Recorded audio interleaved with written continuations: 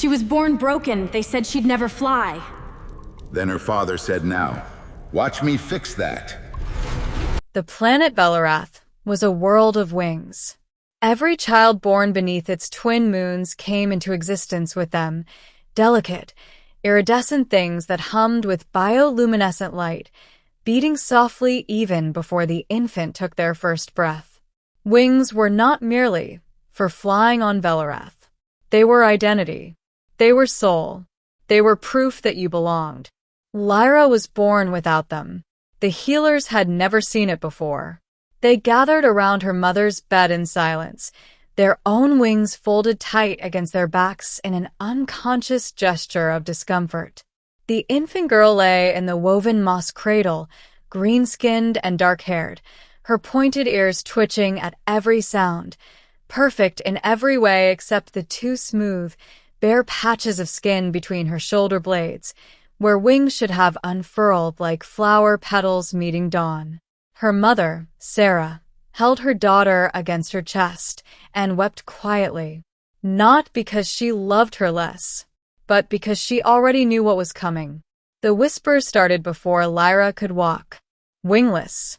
The word followed her through the stone corridors of their underground settlement, through the glowing fungus markets, through the tunnel schools where other children would leap into the air for joy and Lyra would stand watching, her small hands pressed flat against the cold cave wall. She never cried about it. Not where anyone could see. She was 7 years old when everything changed, the day a human ship made an emergency landing in the Velorath lowlands. His name was Marcus Cole. He was 43 years old, gray at the temples, with a beard that hadn't been trimmed in 2 months and hands that were permanently stained with machine oil.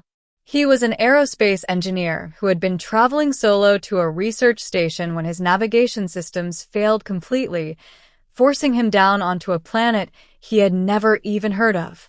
The Velorathi found him before he found them.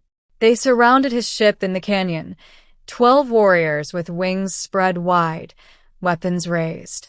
Marcus stepped out with his hands up and his translator device running, speaking slowly, clearly, repeating the universal peace codes until the lead warrior finally lowered her spear. He was brought to the settlement. He was considered strange, then curious, then tolerated. He stayed for 3 weeks while his ship was repaired. He ate their food, learned 20 words of their language, traded technical schematics for safe passage maps. He was careful, respectful, and quiet, the kind of man who observed more than he spoke. On the 14th day, he saw Lyra. She was sitting alone at the edge of the underground market, watching the other children glide between the stalactite platforms overhead. Her expression was not sad exactly. It was the expression of someone who has made peace with a wound that never fully heals, a stillness that was too old for a child her age. Marcus sat down beside her on the stone bench. He didn't say anything for a long moment. He just looked up at the flying children too. "Beautiful," he said finally, in broken Velorathi. Lyra looked at him sideways. "Not for me," she said in clear, careful human standard.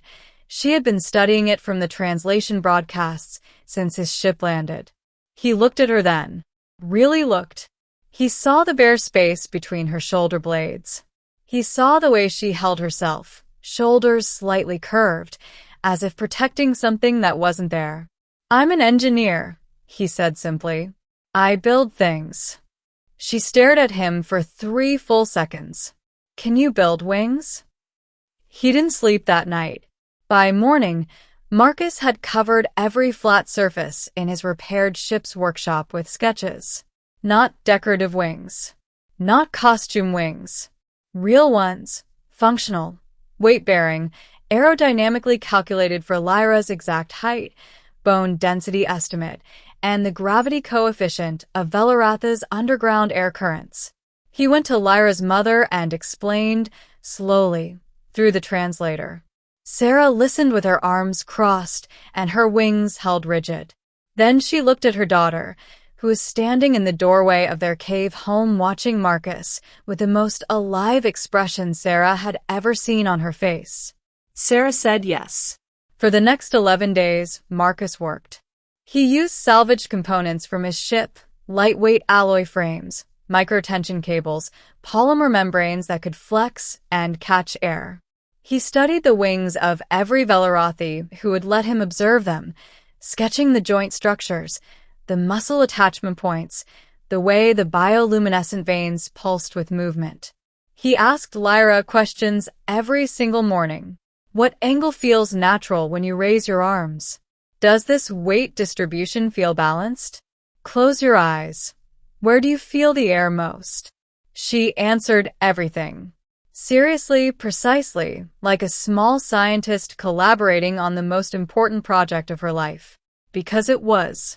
On the 25th day since his landing, Marcus knelt behind Lyra in the workshop, surrounded by tools, potion bottles borrowed for lubrication, the soft golden glow of the lantern swinging overhead, and carefully attached the finished wings to the custom harness fitted across her back.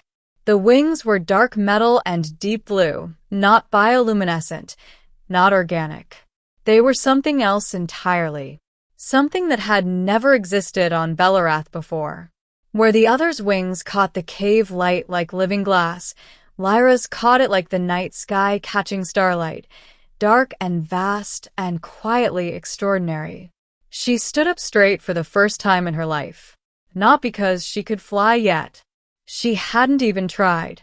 She stood up straight because something was there. Because the empty space between her shoulders, the place that had defined her absence her entire existence, was full. Marcus stood back, oil-stained hands at his sides. "How does that feel?" he asked quietly. Lyra reached up and touched the edge of one wing. The membrane shivered slightly under her fingertip. She felt the microcable respond, felt the frame shift with her movement. She didn't answer with words. She walked to the edge of the underground platform where the children flew. She spread the wings slowly, the way she had watched 10,000 times. The dark membranes caught the rising air current from the canyon below. And she jumped. She didn't soar perfectly. She wobbled. She overcorrected. She came down harder than she meant to and scraped her knee on a stone ledge. She laughed, a sound that rang through the tunnels like a bell nobody knew had been silent. She jumped again. By the third jump she was gliding. By the fifth she was steering. The children in the air stopped and stared. Then, one by one, they moved aside to give her space, not out of pity, but out of something that looked very much like awe. Marcus watched from the platform edge, arms folded, not saying a word, but his eyes were bright in the lantern light. Sarah appeared beside him. She watched her daughter bank left, catch a thermal, rise 10 feet above the tunnel floor. "You gave her what we could not," Sarah said softly. Marcus shook his head slowly. "She always had it," he said. "She just needed someone to believe in the engineering." Above them, Lyra flew, the only wingless child on Velorath, soaring on wings built by a human father who had simply refused to accept that love had a ceiling.